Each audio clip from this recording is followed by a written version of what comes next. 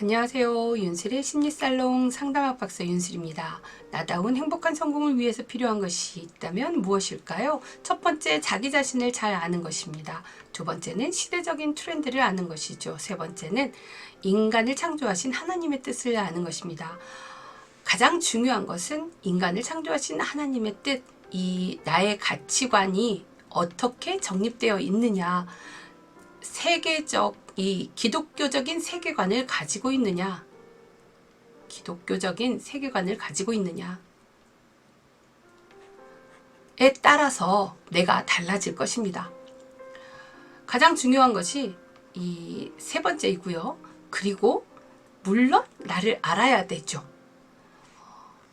우리가 나의 품성, 나의 성격 자원이 무엇인 줄 알아야 정말 이 요즘 이야기하는 메타인지, 내가 나를 아는 것이죠. 내가 나를 바라보는 것입니다. 내가 얼마나 알고 무엇을 모르는지. 우리가 학업 성취도가 높은 학생들은 메타인지가 굉장히 높다고 하잖아요. 성공한 사람들은 메타인지가 높다고 얘기합니다. 자, 이 메타인지, 즉 자기 자신을 아는 것입니다. 자기 자신을 아는 데 있어서 가장 탁월하고 뛰어난 도구가 바로 명리심리학인데요. 자, 저는 크리스천입니다. 이 기독교와 명리심리학이 부딪히는 것 같은데요. 실제 그렇지 않습니다.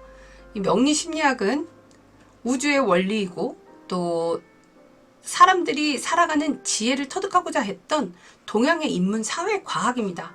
충분히 융합시킬 수가 있고요.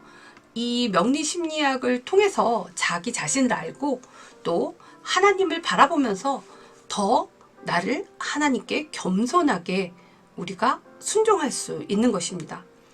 윤슬의 심리살롱에서는 기독교인들이 활용할 수 있는 건강한 명리심리학을 친절하게 알려드립니다. 트렌드 명리심리 하루 10분 투자하시면 어느새 내가 보이고 상대가 보이고 관계가 보입니다. 그리고 하나님이 주신 달란트, 나의 타고난 강점, 나의 그릇의 크기와 한계를 알고 나를 온전히 받아들이고 그 온전히 받아들였을 때 바로 내가 그 옥합을 깨트려 다시 새롭게 성장할 수 있다는 것을 여러분들께 믿어 의심치 않고 말씀드릴 수 있습니다. 자, 상담학 박사 윤슬의 심리살롱 좋아요, 구독해 주시고요. 우리 트렌드 명리심리 하루 10분 함께 해 나가보시면 어느새 내가 보이고 상대가 보이고 관계가 보일 겁니다. 좋아요, 구독해 주세요. 자, 명리학의 여러 과목 중 일주론이라고 하는 게 있어요. 그 중에 일주론에서 이제 지금 58번째 일주에 대해서 하고 있습니다. 신유일주의 성격 강점을 살펴보겠습니다. 우선 사주가 뭐냐? 생년월일시입니다. 1998년 8월 8일에 몇 시에 태어났느냐를 60갑자 간지로 이 기운, 음양오행의 기운으로 표현한 것이 바로 사주라고 합니다. 4개의 기둥을 얘기하죠. 그래서 연주, 월주, 일주, 시주의 기둥을 우리는 만세력을 통해서 알 수가 있는데요. 이 사주를 통해서 그 사람의 타고난 정보를 알 수 있기 때문에 사주를 분석해 보는 것입니다. 연주는 국가 사회 풍토, 월주는 환경 직업성, 그리고 일주는 그러한 사람의 인물됨, 또 시주는 그 사람의 심리를 무의식적인 심리까지도 살펴볼 수 있습니다. 일시를 통해서는 개인성을 살펴볼 수 있고요. 연호를 통해서는 사회성을 볼 수가 있습니다. 신유일주는 58번째 간지입니다. 그리고 천간의 신금 그룹의 마지막 6번째 해당하는데요. 신미에서는 신금이 가장 약하게 있고요. 그래서 신금이 잘 드러나지 않지만 또 신유로 갔을 때 가장 강한 신금의 이 특성이 나타나죠. 신금은 정말 이미 다 보석처럼 이제 다듬어지고 정말 유일하게 아주 특별하게 이제 남는 것이 바로 신유입니다. 이러한 신유가 일주에 있을 때 신유 일주들의 특성을 살펴봅니다.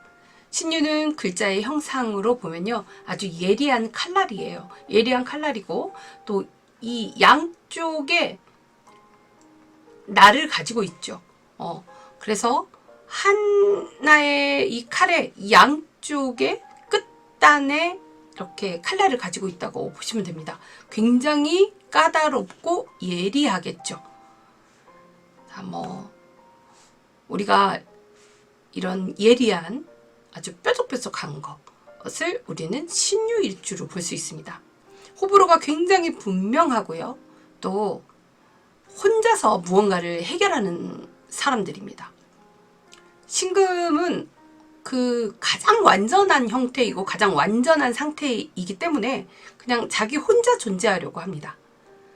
그리고 문제도 어떤 문제가 생기면 혼자서 정리하고 혼자서 행동하려고 하는 그러한 특성이 있습니다. 그리고 굉장히 청결하고 간결한 것을 좋아합니다.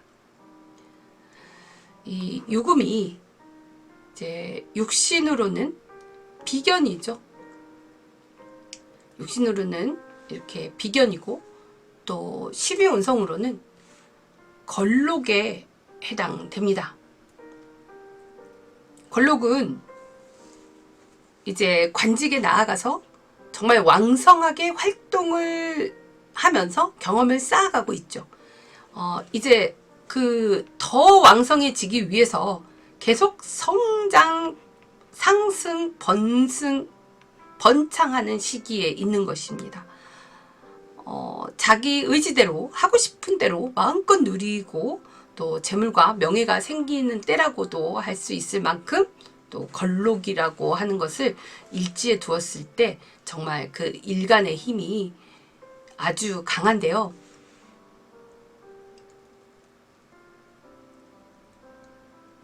그러한 반면 매사의 주관이 뚜렷하고 의지가 굳은 반면 또 부부연이 약하거나 너무 완전 무결한 이 성인의 시기이기 때문에 외적으로나 내적으로나 모두 성숙된 상태다 라고 보시면 되겠습니다.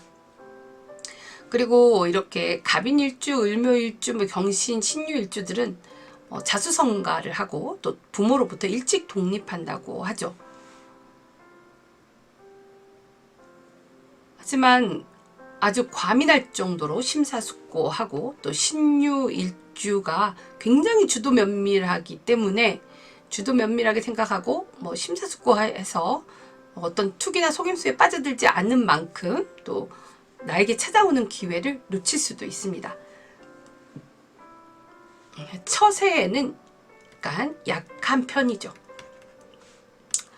아주 그러니까 혼자서 굉장히 완전한 완전체다 라고 보시면 되겠습니다. 지지의 유금 안에는 지장간, 경금과 신금이 있습니다. 겁재와 비견으로 되어 있죠. 자, 그래서 지장간이 비겁으로 왕합니다. 이렇게 비겁으로 왕할 때 혼자 일처리를 다 하고 자기 방식으로 밀어붙이는 그런 뚝심이 있다. 그리고 신유라고 하는 것은 굉장히 청아하고 맑다. 그리고 순수하다. 가장 까다롭다. 그리고 청결하고 간결하고 정결하다. 하지만 이러한 이 간여지동으로 돼 있잖아요. 그러면 이 록을 깔고 있으면서 이렇게 특히 음간인 경우에는 더욱 외롭고 쓸쓸합니다. 그리고 특히 신유일주는 아주 표독할 정도의 그러한 독한 기운이 감돌고 또 날카롭고 고집이나 이런 집요함이 있기 때문에 자신을 스스로 고립시킬 수가 있습니다. 그리고 신유일주는 과거의 기억을 잘 잊지 않습니다. 그러니 부정적인 기억을 좀 잊어버리도록 노력해야 되겠죠. 신유일주는 남편과 해로하기가 어렵고 또 시댁과도 무정할 수 있습니다. 남자는 또 자식과 인연도 약한 편이고요. 또 이 신유일주는 아주 굉장히 세밀한 세공 같은 그런 의료나 세공 이런 세밀한 직업에 잘 어울립니다. 신유가 약간 편집증적인 그런 예민함이 있고 또 신경쇠약이 있고 정말 신경을 많이 씁니다. 금이 금과 함께 부딪힐 경우에 굉장히 신경쇠약이 있거든요. 그리고 이제 뭐 두통을 또 호소하기도 하고요. 이런 신금에게 가장 좋은 것은 신유를 설해주는 이런 임수라고 볼 수 있습니다.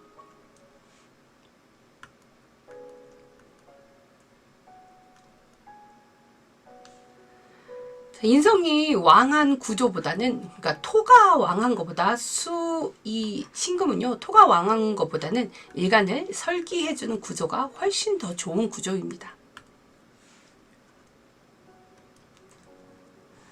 자, 만약 신유가 봄, 여름, 가을, 겨울에 태어났을 때 이 봄, 여름, 가을, 겨울생마다 각각의 계절에 따라서 특성이 다를 텐데 이 금이라고 하는 경신이나 신유는요, 그 균형 배합이 좋으면 지식인이 되고 그렇지 못하면 편중되어서 인격이 떨어지는 그러한 경향성이 있습니다. 자, 봄에 태어났다. 봄은 금국목해서 재성의 자리네요.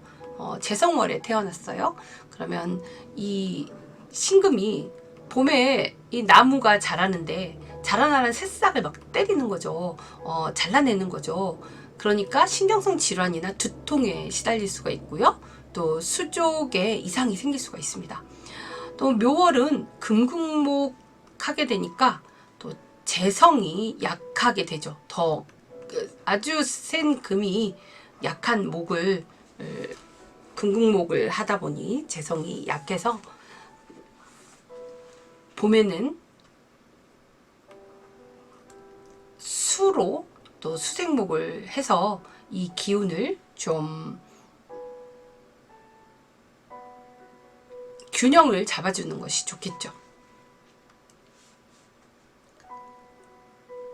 자, 여름에 사오미월에 태어났다면 사오미월의 신금은요, 임수가 또, 그러니까 언제든지 신금은 병화가 투관되는 것보다는요, 임수가 투관되는 것이 좋습니다. 임수가 투관되어야 설기처가 있어서 머리가 정말 좋은 사람이 되고, 또 5월에 정화가 투관이 되면 신금이 좀 무용하게 됩니다.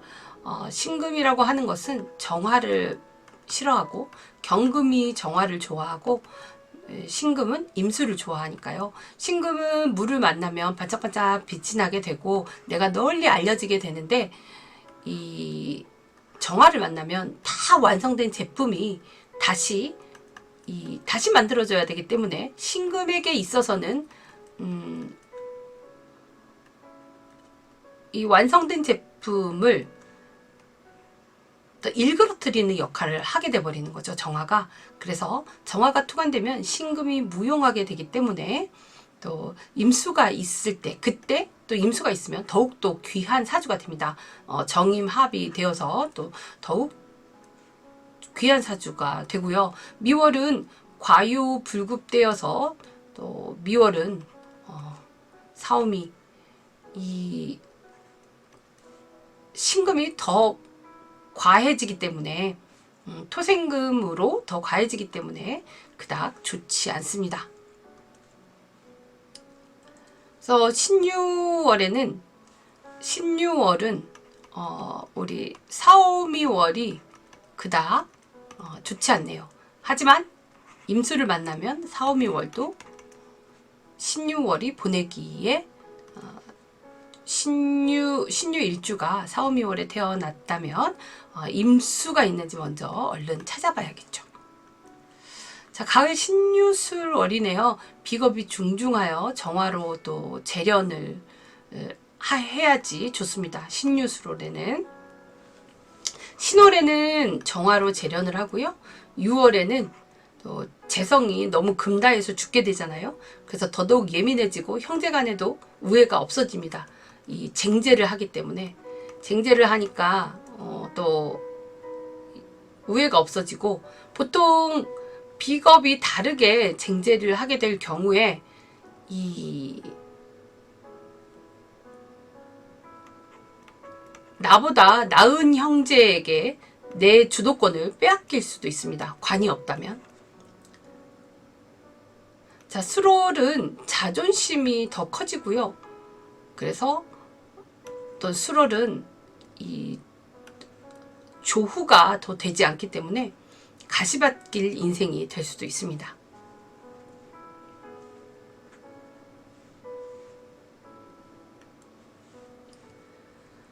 겨울 해자축에 태어난 신유월이다면 해중 관목이 또 정화를 보았을 때 오히려 신유일주가 명예를 얻게 됩니다. 그리고 신금의 임수가 좋지만 한겨울이 되기 때문에 임수투간이 되면 굉장히 냉하게 되죠. 그때는 꼭 무토가 있어서 보호해 주어야 되고요. 추골에는 관성의 투간이 있어서 또 투간이 되면 정화, 병화 이렇게 투간이 되면은 해동이 되긴 하겠지만 이 정화라고 하는 평가는 사실 그닥 도움이 되지 않는다.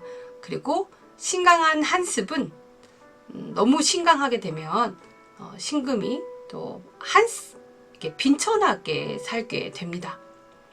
그러니 참 잘 살아가는 것이 만만치 않겠죠. 그래서 우리는 언제나 신앙의 힘을 빌려야 합니다. 우리 하나님께서는 우리가 전부 갖도록 하지 않아서 우리가 스스로 노력하고 또 기도하기를 원하시죠. 그랬을 때 정말 우리가 내려놓고 하나님께 청했을 때, 하나님의 의지대로 살아가고자 했을 때 오히려 우리는 더 큰 것을 얻을 수가 있습니다. 자, 이 신유일주의 직업군으로, 직업성으로 보면 의료나 세공, 치기공, 혹은 사람을 살리는 직업, 임상심리사 같은 그런 직업도 잘 어울립니다. 또 종교, 디자이너, 또 교육, 이러한 부분, 이러한 분야에 잘 어울리겠습니다.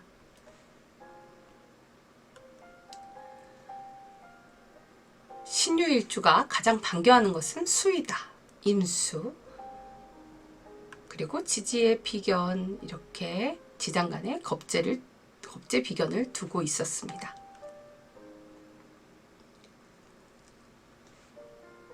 자, 신유일주 살펴보았고요. 다음 영상에서는 임술일주 살펴보도록 하겠습니다.